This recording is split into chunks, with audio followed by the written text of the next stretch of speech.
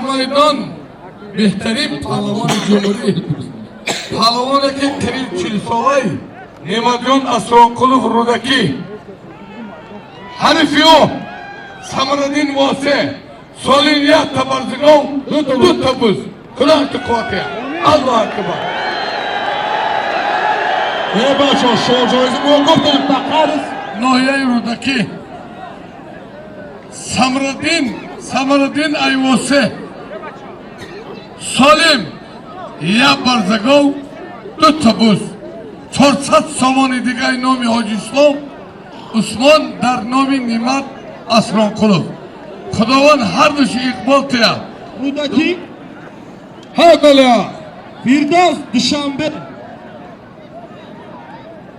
یک اسپان یک قلی خدا روش قوته الله اکبر. نعمت اسرانقلوف در گشتین سبقت نوروزی در وزن 100 کیلو صاحب شاه جایزه گشته بود در وزن 100 کیلو.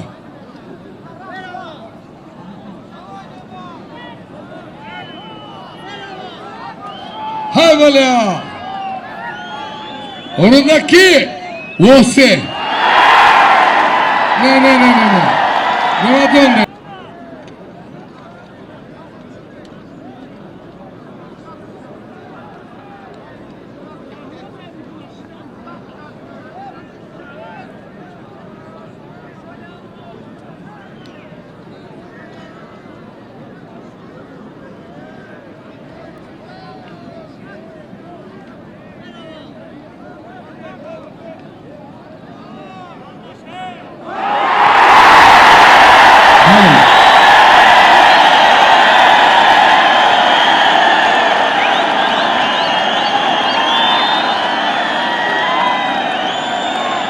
اسرانقلوف